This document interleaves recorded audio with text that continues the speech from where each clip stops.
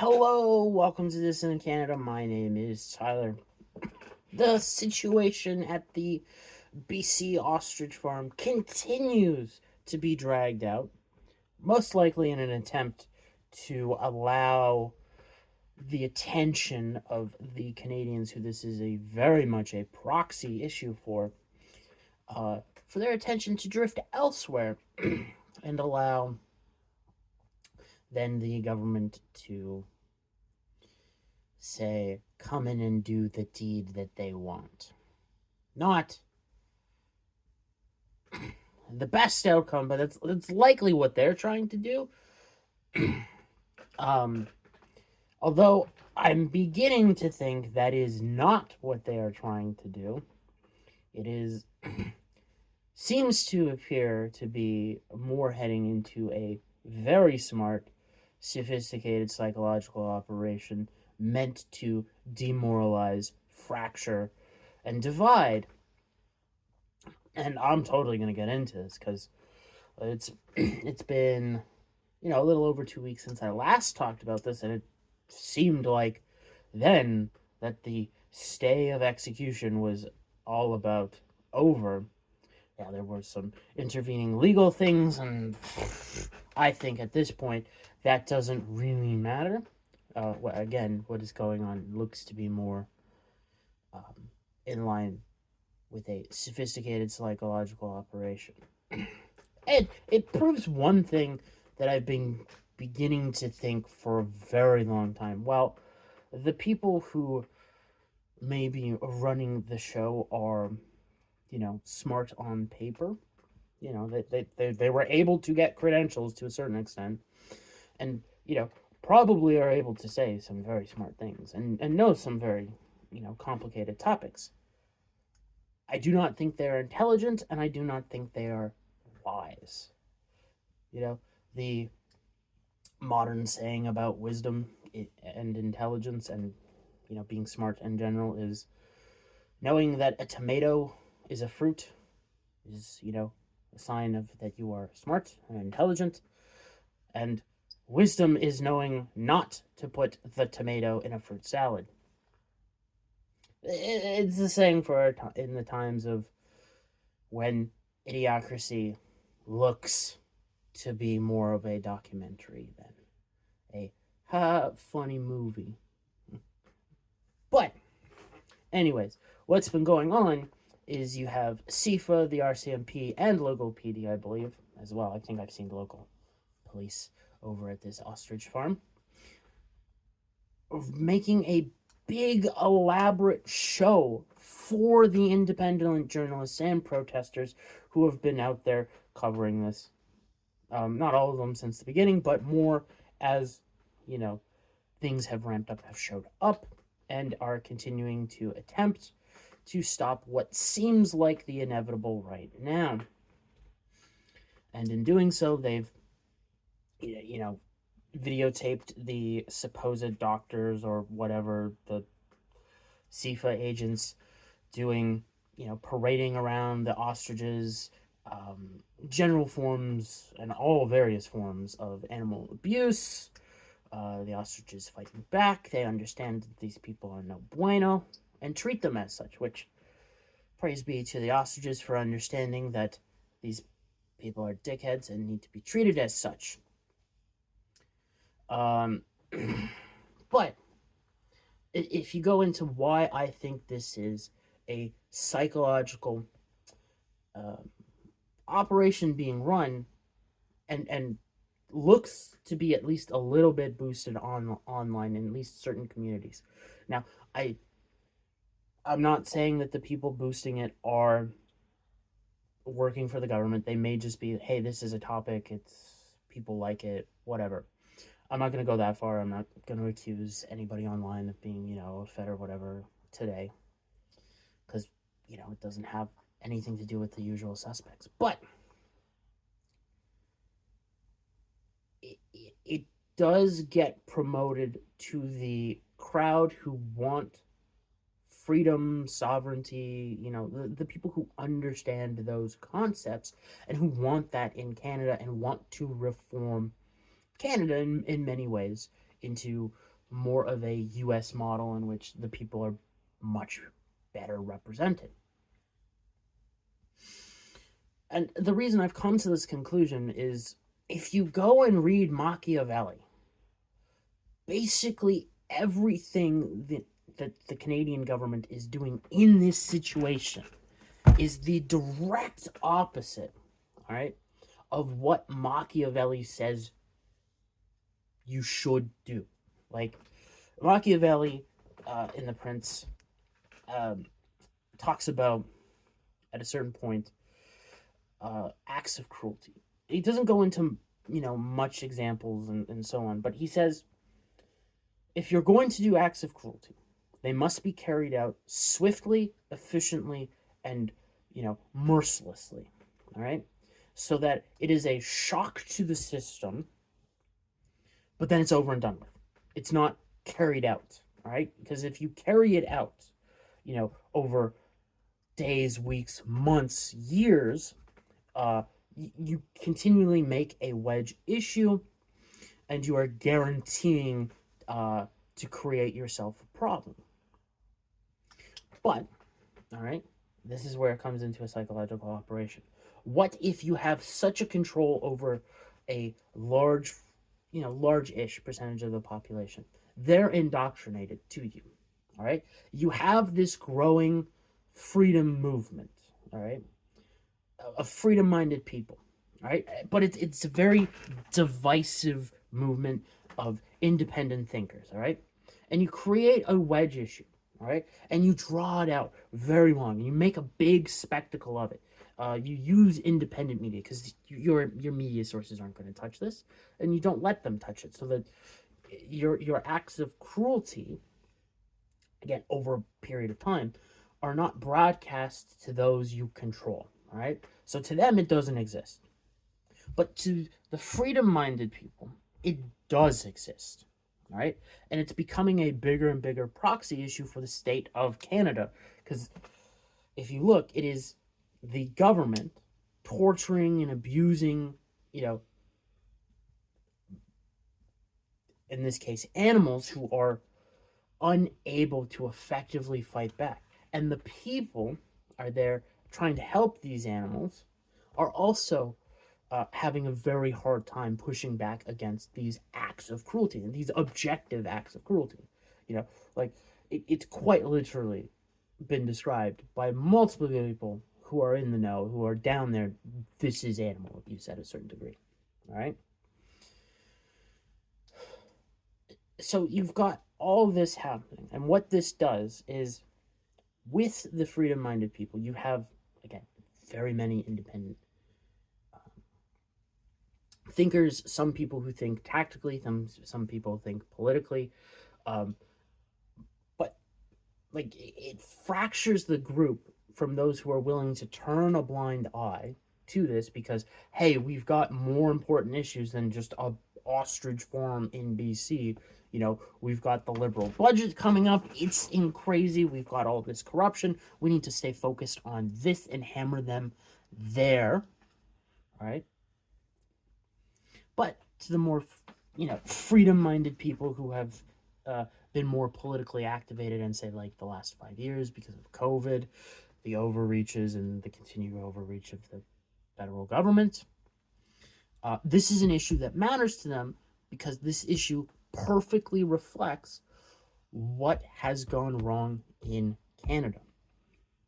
That sense of hopelessness and dread that many people feel because the government is objectively doing bad things, and they feel, especially after I don't want to say failure, but in a certain way the Freedom Convoy was a failure because it was not effective in making political change. It made a political statement and things did ease, but it did not turn the tide, if you get my drift. It's a more nuanced approach. Like, it was something that happened, it was good, but it did not,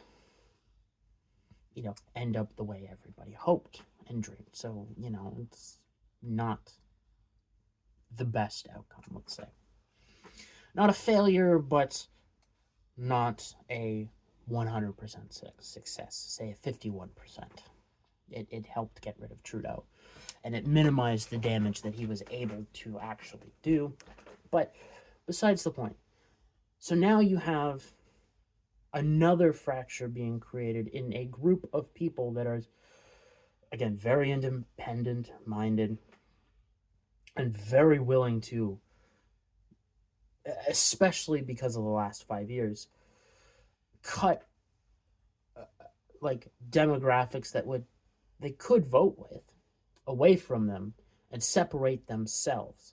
So it's a divide and conquer strategy of you can separate, you know, very strong, or what could be a very strong unity ticket of a whole bunch of demographics that you can pull from. Like you can pull from just the general freedom movement in general. You could pull from Canada's version of, say, um, oh god, the Maha movement in the United States. There is a Canadian version of that. You could build a coalition with parents who are sick and tired of what's going on in schools, but don't have any effective ways to make any change because they fear reprisals, because schools do that to children. Teachers do that to children. And that's before, like, I know of very specific cases that happened in my family and to my friends because their parents or child spoke up when I was going through school, and you know, kids suffering marks due to that and whatever. Teachers have been shit for a while. They need to be dealt with in fairly extreme measures. But anyways, where was I going with this? You're like, you have these groups in Canada that could be united, but because of what's going on with this BC ostrich farm, all right, you have a growing large. I wouldn't say massive. Maybe let's say up to 10% of the total vote of Canadians who will willingly cut themselves off from other demographics that they could unite with and change this outcome, because these people do not see the BC ostrich farm in the same way. They do not see the plight of the overgrown chickens as a parallel plight of the Canadian people. Now, some of them are, very much establishment voters, but you could, like in the Conservative Party, all right, if you had a different leader, you could pull in, say, 5 to 10% of this freedom movement that is not going to vote for you because they are either in, are typically in a voter block that will not vote for you, say the 30% of voters that didn't vote in the last election. But if you made this an issue and united it with people and you brought it together into the larger political climate of Canada, as I've been saying, this is a perfect mirror for what Canadians are starting to and have been feeling for a long time about the state of the federal government, specifically under the Liberals. You could have a massive relative voter win for the Conservative Party. I would say massive because they have so many uphill battles to win, partially due to, the stigmatization of being conservative that's been going on for 60 years, but also due to the fact that the Conservatives have damaged their brand themselves for, geez, I don't know, 40, 50 years, if not longer.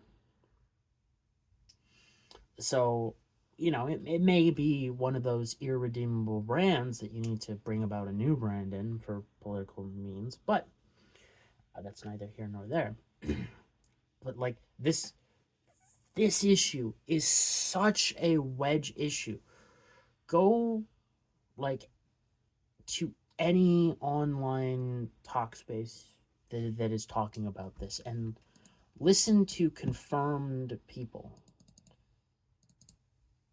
like actual real people, not bots, and you can totally detect them if you know what you're doing, and listen and go through their posts and replies and see how angry they are over this. All right. Now, obviously, to a certain extent, when you're dealing with online entities, there's no guarantee that it's, not just being manufactured from, say, some bot farm in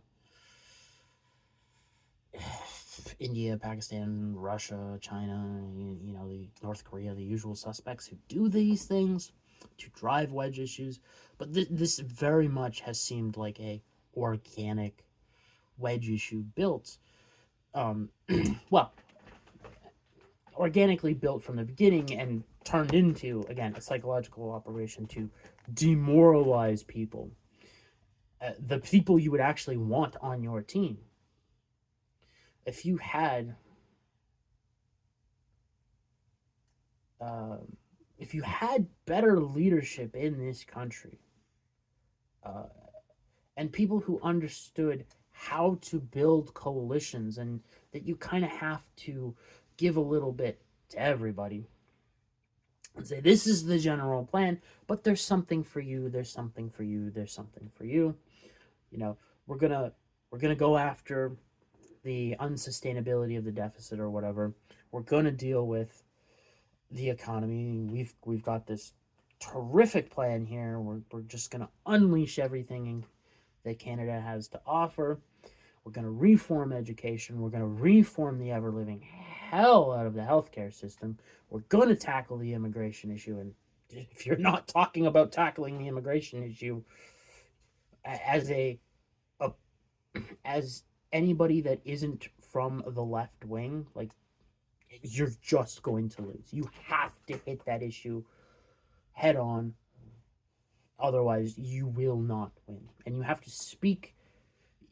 to do it in such a way, because the coalition that you need to build is going to be a little bit sensitive if you go a little bit hard on them. So, and you'll end up losing votes that you otherwise would have had.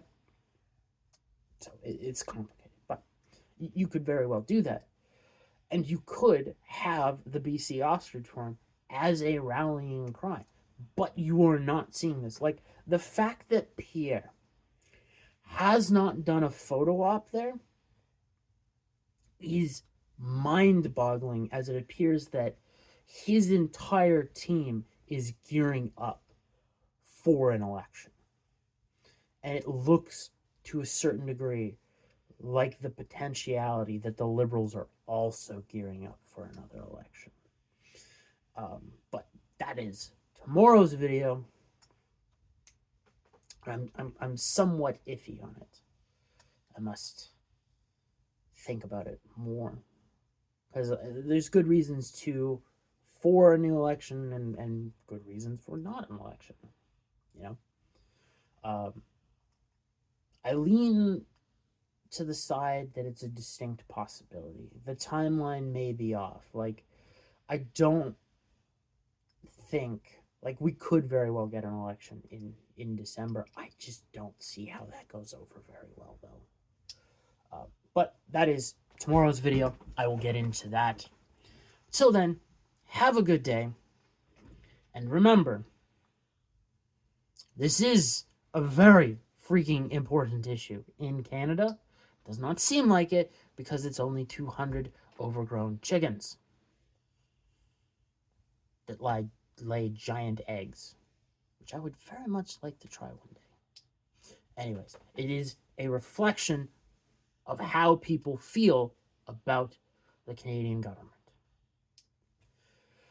So, until the next video tomorrow, have a good day.